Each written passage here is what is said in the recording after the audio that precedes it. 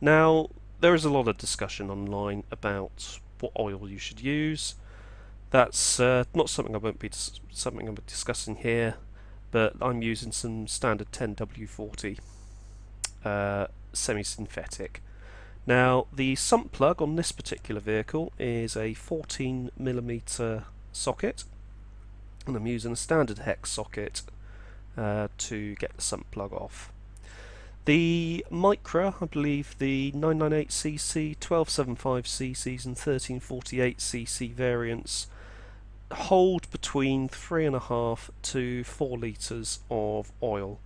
My 998cc example holds just 3.5 litres of oil. It really is quite a tiny little sump, but then again it is quite a tiny little engine. So as you can see here, I should be wearing gloves, but I'm not. That is one important safety feature or health and safety feature that I would personally adhere to if you were completing this work yourself. Don't do as I have done and not wear gloves. I was wearing barrier cream. I had some barrier cream on before actually starting, but I prefer to use proper gloves for the actual job in hand.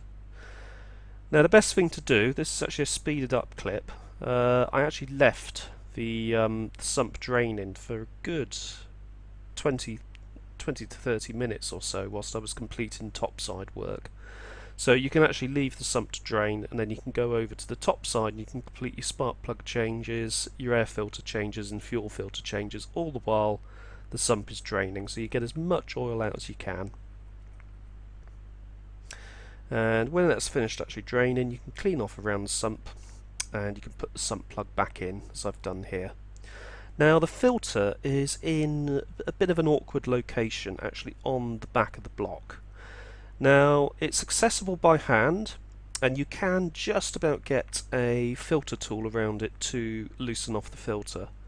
Now because I had changed the filter, oil and filter roughly twice a year, sometimes 3 times a year, and I only tend to do the filter up hand tight. The filter itself is actually very easily removable by hand. I have had situations where it hasn't been removable by hand and I've had to use a filter removal tool to get the filter off. It's a little bit awkward, but if you loosen the filter just a touch, you will get oil coming out of the filter like so. Make sure that you've got your filter drainage tray, or oil drainage tray rather, positioned underneath. If you were to remove the filter in one fell swoop, you'll get oil all over the drive shaft, which is just towards the top of the picture, and oil onto the exhaust downpipe, which is situated just below the drive shaft there. So it is best to remove carefully if you can. Once you've got the filter off, I always like to compare both the filters just to make sure that the filter I'm putting on is the same as the filter that I've removed. It also means that if I'm in a situation, I can put the old filter back on if I've purchased the wrong filter. Now in this case the filters look a little bit different, but they do have the same circumference flange, and it really is you know, a personal preference as to whether or not you oil up the O-ring. Personally, I always oil up the O-ring, and what I also do, depending on the filter, is put a little bit of oil into the filter ready for assembly, as I've just done there.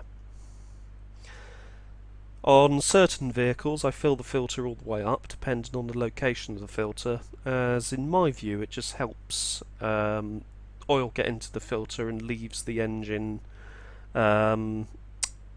not experiencing oil pressure loss for as long, so it actually allows the engine to regain oil pressure a little bit quicker than it would otherwise. So back underneath the vehicle again, make sure that you clean the face of the filter mounting face on the block with a paper towel.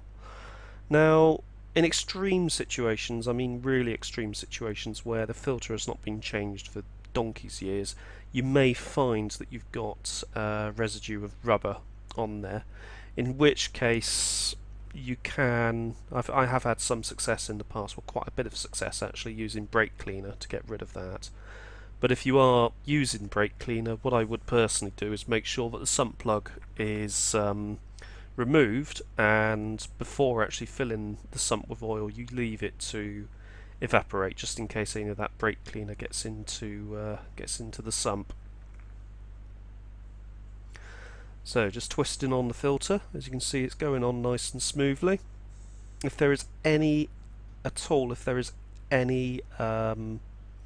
resistance, back off, take the filter off, make sure the threads are clean, put the filter back on again.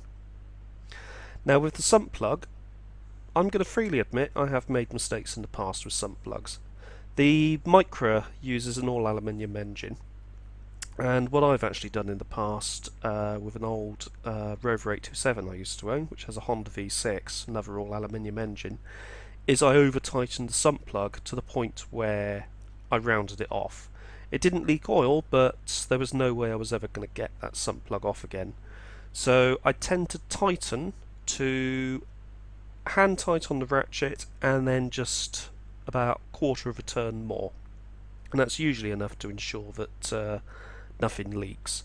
Also make sure that you've replaced the O-ring on the sump plug before putting it back in.